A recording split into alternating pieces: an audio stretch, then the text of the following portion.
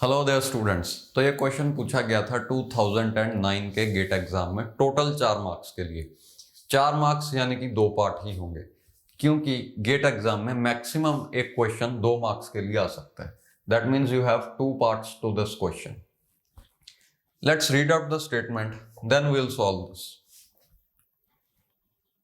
A hard disk has 63 sectors per track, 10 platters, each with 2 recording surfaces, and 1000 cylinders. The address of a sector is given as a triple CHS, where C is the cylinder number, H is the surface number, and S is the sector number. Thus, the 0th sector is addressed as 000. The address 41629 corresponds to the sector number. So you can see the 4 options. Okay तो यहाँ पे उन्होंने question में आपको एक address दे रखा है किसी सेक्टर का, जो कि है 41629। आपने ढूंढना है कि इस एड्रेस के कॉरस्पॉन्डिंग जो सेक्टर होगा उसका सेक्टर नंबर कितना है। एड्रेस का फॉर्मेट उन्होंने बताया है CHS यानी कि cylinder, 400th cylinder, HS surface यानी कि 16th surface, S sector number यानी कि 29th सेक्टर। और हार्ड डिस्क के बारे में ये चीजें क्वेश्चन में आपको बताई गई हैं, यानी कि इस हार्ड डिस्क में 10 प्लेटर्स हैं। मींस एक के ऊपर एक 10 प्लेटर्स रखे हुए हैं। अब एक प्लेटर के 2 सरफेसेस होते हैं, top surface and bottom surface, यानी कि 10 प्लेटर्स के 20 सरफेस हो जाएंगे टोटल।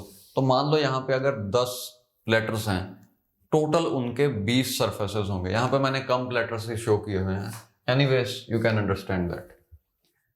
63 सेक्टर्स पर ट्रैक। ट्रैक क्या होता है? देखो, अगर आप इनमें से एक प्लेटर को निकाल लो और ऐसे देखो, सामने से देखो या ऐसे ऊपर से देखो, तो आपको कुछ ऐसा दिखेगा। यानी कि आप ऐसे देख रहे हो तो आपको कंसेंट्रिक सर्कल्स दिखेंगे। इन सर्कल्स को हम कहते हैं ट्रैक्स।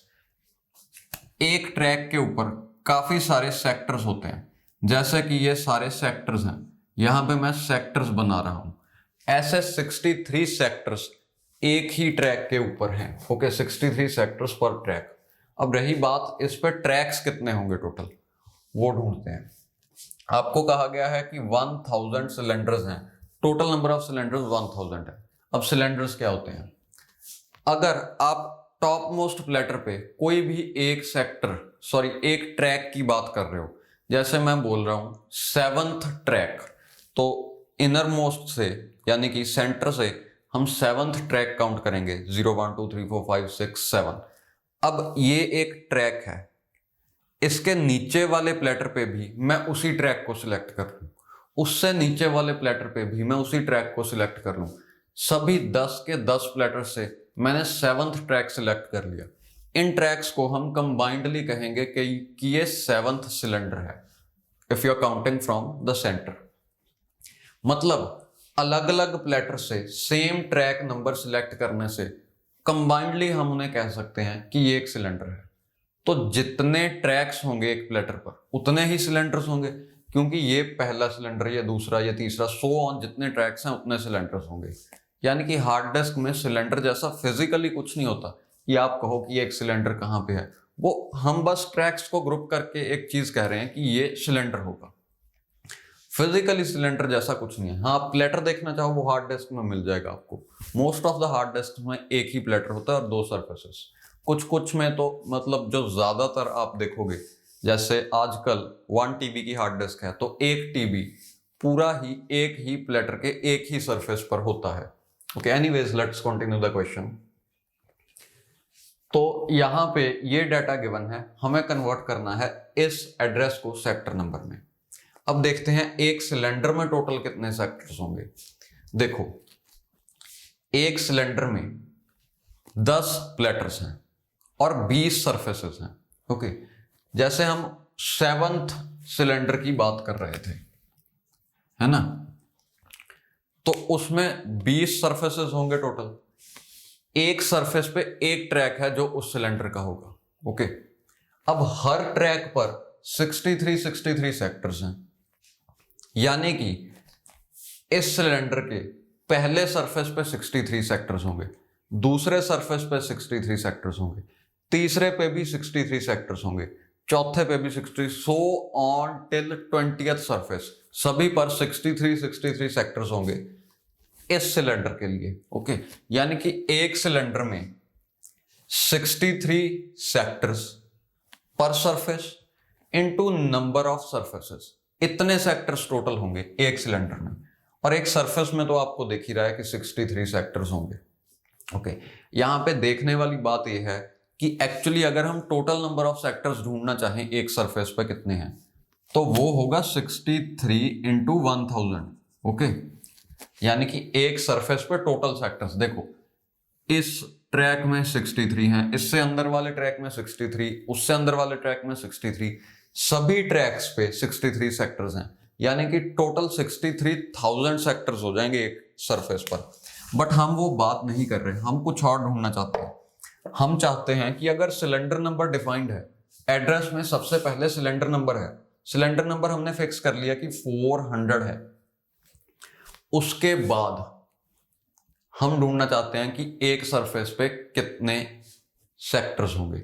देखो, अगर सिलेंडर नंबर फिक्स कर लिया, यानी कि इतनी बात पक्की होगी कि हम किसी एक ट्रैक की ही बात कर रहे हैं, क्योंकि एक सरफेस पे एक सिलेंडर के लिए एक ही ट्रैक होगा। तो इसमें कितने सेक्टर्स हैं, यानी कि एक सरफेस पे 63 सेक्टर्स ही होंगे, क्योंकि ट्रैक फिक्स है। ओके, अब देखो, इस एड्रेस को कन्वर्ट करना बहुत आसान है। 416.29 कहने का मतलब है आपने 400 सिलेंडर्स पूरे क्रॉस कर लिए हैं।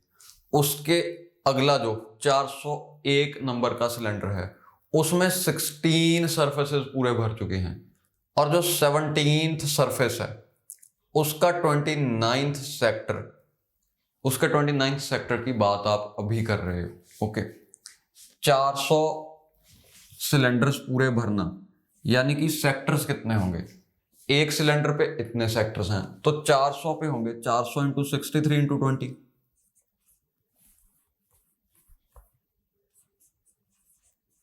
इतने सेक्टर्स होंगे।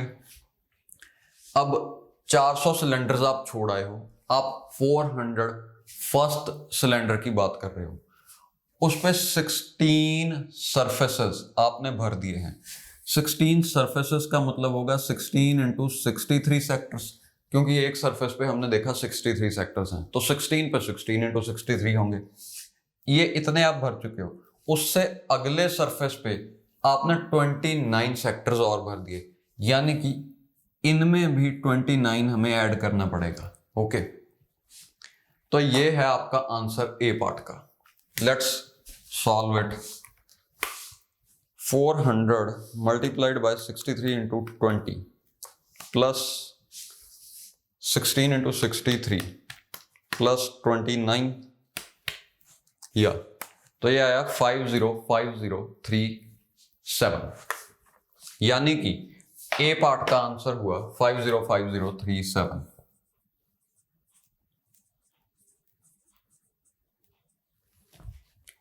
अब बी पार्ट सॉल्व करते हैं। यहां पे हमने एक एड्रेस को सेक्टर नंबर में कन्वर्ट किया था। बी पार्ट में हमें सेक्टर नंबर गिवन है, हमने उसे एड्रेस में कन्वर्ट करना है। उन्होंने कहा है 1039 सेक्टर। अब एक सिलेंडर में 63 इंटू 20 सेक्टर्स हैं, यानी कि 1260। 63 इंटू 20 विल बी 1260, या 63 इंटू 2 126 होगा, और 63 इंटू 20 1260 हो जाएगा। तो एक सिलेंडर में इतने सेक्टर्स हैं, बट हमने सिर्फ 1039 सेक्टर्स ही भरे हैं। तो मतलब कि हमने एक सिलेंडर भी अभी तक पूरा नहीं भरा, बिकॉज एक सिलेंडर में तो 1200 से भी ज्यादा सेक्टर्स हैं, और हम सिर्फ 1000 के आसपास सेक्टर्स भर चुके हैं। यानी कि जो इसका एड्रेस होगा उसमें सिलेंडर नंबर होगा 0। हमने अभी तक कोई भी सिलेंडर पूरा नहीं भरा। इसके बाद सेक्टर नंबर ढूंढते हैं कितना होगा, यानी कि 1039 सेक्टर्स को, सॉरी हम सरफेस नंबर ढूंढ रहे हैं। 1039 सेक्टर्स को अगर मैं 63 से डिवाइड कर दूं, इतने सेक्टर्स में से अगर मैं 63 सेक्टर्स के ग्रुप्स बनाऊं तो कितने ग्रुप्स बन जाएंगे? 103 9 डिवाइडेड बाय 63, ये आया 16.49। यानी कि इतने सेक्टर्स में से अगर मैं 16 के ग्रुप्स बनाऊं तो 16 ग्रुप्स तो पूरे पूरे बन जाएंगे। यानी कि इतने सेक्टर्स काफी हैं 16 पूरे सरफेसेस को भरने के लिए। बट फिर भी 16.49 समथिंग आया था, या 16.49, यानी कि 16 सरफेसेस तो पूरे पूरे भर गए। जो 17th सरफेस होगा उसमें कुछ सेक्टर्स बचेंगे, पर वो सरफेस पूरा नहीं भर पाया। तो कितने सेक्टर्स बचेंगे, यानी कि आपने इस डिवीजन का रिमाइंडर निकालना है। 1039 डिवाइडेड बाय 63, इसका रिमाइंडर निकालो, वो होगा आपका आंसर। तो लेट्स सी रिमाइंडर कितना आएगा। 16 इंटू 64, ये आया 16 इंटू 63 करना है हमने, ये आया 1008।